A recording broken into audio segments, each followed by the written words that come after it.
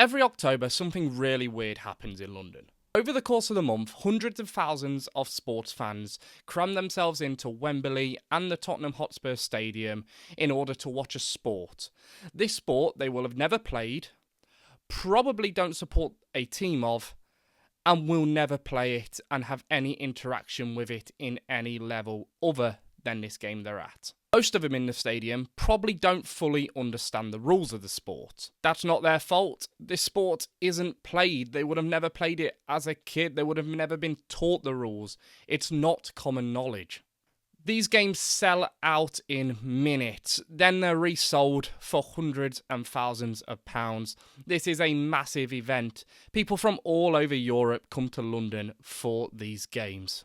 So if you take October as an isolated month, it looks like the NFL is massive in Britain. I mean, look at the packed out stadiums. But this is far from the case. American football is nowhere near even touching the sides of English football, or even rugby or cricket for that matter. But why? Look, in Britain, we absolutely love our sport. As a kid, you learn how to swim, you learn how to play football, you play a bit of rugby in secondary school, you'll definitely play badminton and tennis. There really isn't a sport that you don't play.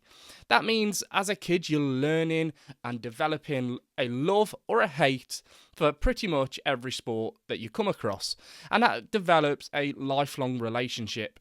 I remember as a kid falling in love with English football by playing it on the playground, playing in the park. That just doesn't happen with American football in this country.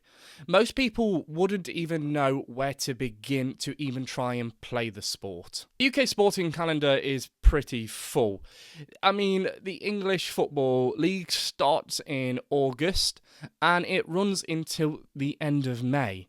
Then comes along international tournaments in football. Put English football aside, cricket absolutely dominates this country in the summer, alongside sports with such massive followings like Formula One, snooker and darts. All of these are ingrained into British society. The NFL season runs from September to February, so it's not filling a gap in the market. If the NFL was a brand new business and you wanted to start it out in the UK, a bank wouldn't give you a loan for it because there's no gap in the market for you. It's crowded. People already have something to do on the weekend. They're too busy already. They can't take 3 hours out of their day for an NFL game. But even if they did have the time, that time's at a very weird part of the day. Most NFL games kick off at 6 p.m. UK time on a Sunday afternoon. And we're not like the Americans. Our Sunday afternoons are built on winding down, calming down. We don't want any excitement on a Sunday afternoon in this country. We want to watch some easy-going television, maybe a BBC or ITV drama. Sport that we're going to cry, get emotional, get our heartbeat up, maybe have a couple of beers too. That's not really what people look for in this country. That's even if the game isn't picked for TV coverage over in the US. If it is picked, you could be looking at UK 9 p.m. time or even at 1:30 in the morning. And if it's picked for a Thursday or a Monday, it's on the next day. You ain't getting anywhere near that unless you haven't got work in the morning. I'm going to say it as well. The rules to American football are difficult to understand. If you are not playing it as a kid and learning the rules, becoming an adult and you've already got all the rules of every sport you've ever played in your head, American football kind of goes against every single one of them when it comes to their rules. And there are so many. It is such a unique sport. A lot of people go, oh, I might watch the NFL. I'm doing nothing this Sunday. I'm going to sit down and watch in front of it. And they just can't get on with it because they really have no idea what they are doing. And until you do know the rules, it's not really that aesthetically pleasing on the eye. I think that anyone who doesn't like English football could probably sit in front of a telly and watch Manchester City play and work out what they're trying to do and maybe be entertained by it. Whereas I think with American football, you have to have some understanding of the rule to even know what they're trying to do without the whole experience being ruined by you just being confused. The stop-start in the NFL is something that everyone brings up as well. In English football, you have two 45-minute halves. These are 45 minutes of flowing football. Yes, the referee blows his whistles and there's free kicks, there's corners, there's substitutions. But it is a fast-paced, all-action 45 minutes. Whereas in the NFL, the play could start and within a mere 6 seconds, you could go straight back to an ad break. That does take getting used to, and a lot of people just see it as very American and just cannot get on with it in the first place. Everything I'm saying, the NFL already knows. They know that they need to grow their NFL audience in the UK, but they know all of these problems as well. So they have the NFL London Games. But the problem with the London Games is it's a novelty for people, especially people with a bit of disposable income to spare. They may have no interest in any sport at all, but they might still go to the Tottenham Hotspur Stadium to watch the New York Jets because they've heard of them before. And they can go. They can spend their Sunday afternoon there, starting at 2 o'clock. They might have a beer in the stadium. They might get some food. And it's a whole out day experience. And they might not watch another NFL game all year. Will it ever get bigger in the UK? Well, the answer is definitely yes. If you couldn't already tell, I've never played American football. But that doesn't stop my absolute love for the sport. And yes, at first I was so confused. I really didn't know what was happening.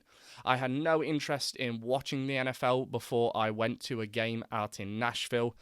I just fell in love with it. And everything about the sport means it can succeed in the UK. But American football needs to get to a place where people in the UK can fall in love with it. And that starts with a ladder. If you're a 6-year-old and you start playing English football in the park, there is theoretically a ladder that you can climb to one day play in the Premier League and eventually play for England. In the UK right now, there is no ladder to climb for American football. The British American Football Association are trying really hard to solve this by getting young people involved with flag football, but it's going to take a while to grow until every kid in the country has access to learning to play flag football. There will never be that development tree in this country.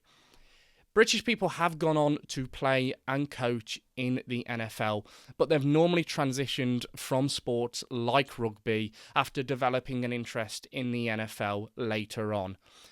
Some of these are even just transferring to the NFL because the money is far better than in rugby. If a young person in Britain can start out at the age of 6 playing flag football and then going on to play as an adult for a British American Football Association team, get scouted by the NFL's academy, potentially move over to America and play college football, and maybe one day get drafted.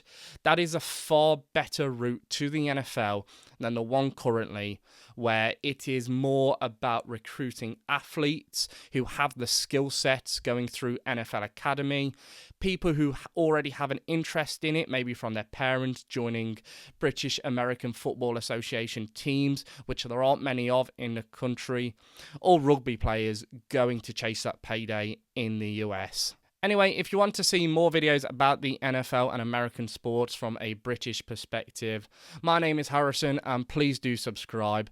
Comment down below if you're a British person and how you came to love the NFL, or if you hate it, just drop a like, a dislike. Just interact with the video. Anyway, guys, thank you for watching.